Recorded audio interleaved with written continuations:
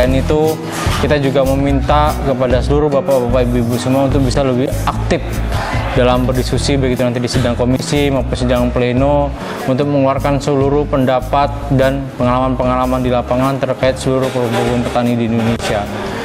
Jujur saja, kita melihat bahwa selama ini petani di Indonesia seperti hanya dikasih mimpi belaka, bahwa kesejahteraan itu seperti tidak akan pernah tercapai di Indonesia.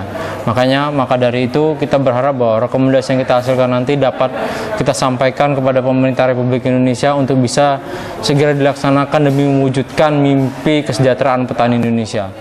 Organisasi petani yang didirikan oleh petani itu legal, sama haknya kedudukannya di mata hukum negeri kita ini. Nah, perjuangan bersama kita telah membuat pemerintahan yang baru sekarang, pemerintahan Joko Widodo, berjanji untuk mendistribusikan tanah 9 juta hektar kepada orang tak bertanah dan kepada kita petani-petani. Seluruh kezaliman, seluruh impor pangan, seluruh kebijakan-kebijakan yang tidak berpihak ya. Jadi kita sudah lihat ini perjuangan yang dulu mula-mula mulai di daerah terus menjadi perjuangan di tingkat nasional ya. Kita lihat ini perjuangan petani bukan hanya mewarnai tapi malah menjiwai, menjadi roh perjuangan kita untuk merdeka ya. Sehingga undang-undang dasar kita itu mencantumkan, jarang ada undang-undang dasar yang saya lihat keberpihakannya begitu jelas ya, yang mengatakan bahwa dalam pasal 33 itu mengatakan bahwa azas pengelolaan sumber daya alam Indonesia diperlukan untuk sebesar-besarnya kemakmuran rakyat.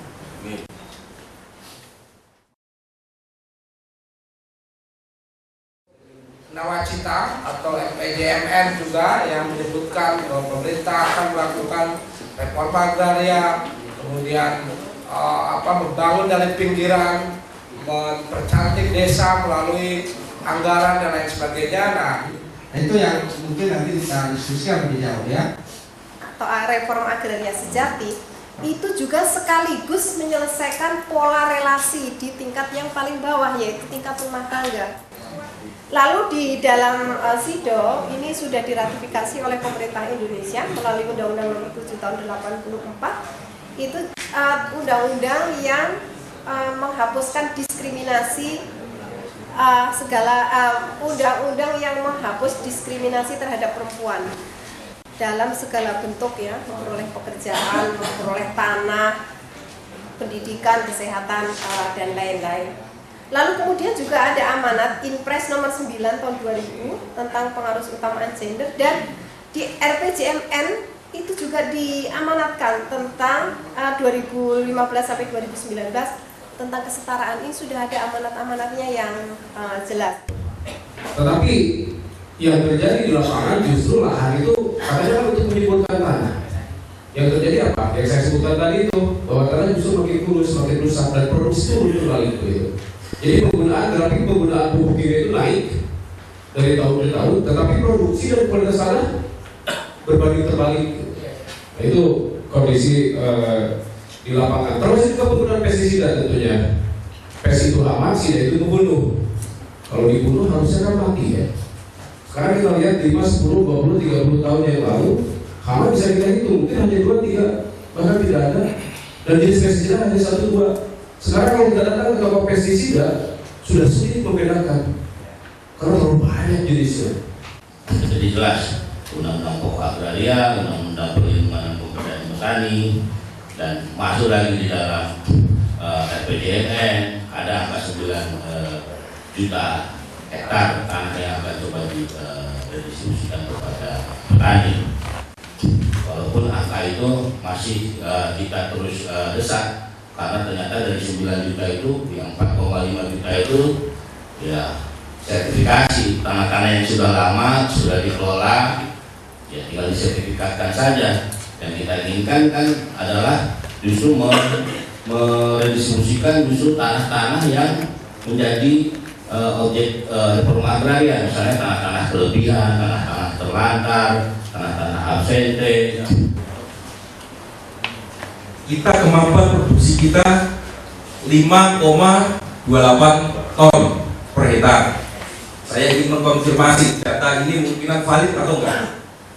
Rata-rata produksi nasional kita, mungkin Bapak petani beras, rata-rata segitu ya. Berarti katakanlah ini valid. Karena ini data yang resmi yang diakui. Kalau kita bandingkan dengan Vietnam produktivitasnya 5,66. Artinya apa? Lagi-lagi pemerintah juga bakal menstabilkan harga pangan. Satu petani juga diperas 2 kali, harganya lebih murah, tapi nanti dia kalau beli pangannya jadi mahal. Pemerintah juga gagal di dalam menstabilkan pangan. Tadi kalau teman-teman sudah menyatakan reforma agraria dengan memberikan lahan, nah saya juga menyikapi masalah perlindungan lahan pertanian dan pangan berkelanjutan. Di Undang-Undang Nomor 41 Tahun 2009 itu sudah jelas bahwa pemerintah berkewajiban untuk melindungi lahan pertanian dan pangan berkelanjutan. Ketika petani menghitung variabel cost, artinya investasi variabel dari mulai kebutuhan benih, pupuk dan segala macamnya itu lebih tinggi Pak dibanding ketika dia menjual, apalagi dengan harga yang cukup rendah 3.700. Hidup petani.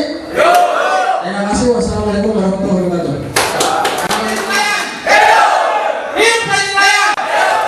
Terima kasih atas waktunya. Assalamualaikum.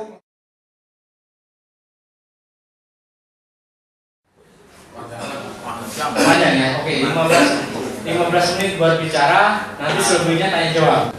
Tetapi kalau kita kasih judul Musyawarah Tani, acara kita ini adalah atas nama undang-undang, dilindungi oleh undang-undang dan merupakan mandat dari undang. Di dalam undang-undang pelindungan lahan pertanian pangan berkelanjutan, itu kan pemerintah berkewajiban untuk salah satunya adalah memperluas lahan pertanian maupun melindungi lahan pertanian yang sudah ada. Dengan cara bagaimana pemerintah itu melindungi tanah pertanian yang sudah ada maupun memperluasnya, salah satunya adalah dengan mempertimbangkan keputusan dari musyawarah petani. Kegagalan luar biasa. Yang terakhir adalah Venezuela. Sebagai penghasil minyak besar sekali, baru saja dari Rp400 harga BBM-nya mereka naik menjadi 8.000. Karena program reforma agraria ada, hanya dibagi tanahnya saja, tetapi tidak pernah diberi sarana yang lain, insentif yang lain tidak pernah, pasar juga tidak pernah, bulognya juga tidak ada, dibiarkan saja menurut bahasa rakyat. Akhirnya rakyat yang dienakkan itu tidak mengerjakan itu, dan pangan masih diimpor juga. Indonesia masih akan ke situ kalau Anda hanya negara kesejahteraan.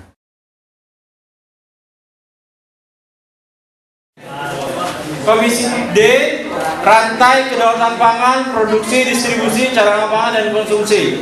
Yang disampaikan oleh peserta sidang ini akan dicatat dengan baik oleh notulensi, dan nanti juga kita pilih siapa nanti juru bicara di komisi ini yang akan menyampaikan hasil rapat komisi kita. Kemudian ada penelitian dan pendataan, artinya ini penting. Kenapa kita melakukan riset dan pendataan, terutama pendataan lahan? Yang pertama adalah sensus, itu adalah kunci utama bagi kita untuk bagaimana kita melakukan pendataan lahan, terutama bagi petani. Pemerintah mengalokasikan anggaran untuk subsidi produksi gabah kepada petani. Terakhir, pengadaan saprodi atau benih dan pupuk tidak melalui pihak ketiga. Dan itu saja presentasi hasil diskusi dari Komisi 3. Misalnya anggotanya 100 bantuannya 100.000. Itu perlu kita sampaikan kejelasannya, atau misalkan disesuaikan karena kebutuhan para petani memang saat ini melonjaknya harga dan kemungkinan kalau modalnya kecil, bantuannya kecil mungkin tidak disesuaikan. Di antaranya yaitu kesimpulannya mengalihkan subsidi dan menguatkan kapasitas pertanian. Yang kedua, pendistribusian pangan harus diawasi. Yang ketiga, perlu adanya pemerintah segera membentuk badan otoritas pangan serta lintas pangan.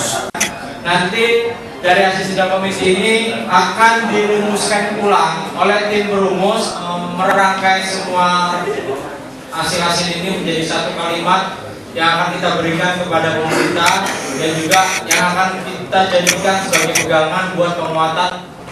Saya pikir demikian, dan mohon maaf yang sebesar-besarnya kalau dalam penyelenggaraan acara ini ada yang kurang ataupun tergesa-gesa kita laksanakan. Karena kalau tidak kita, siapa lagi yang memperingati Hari Tani?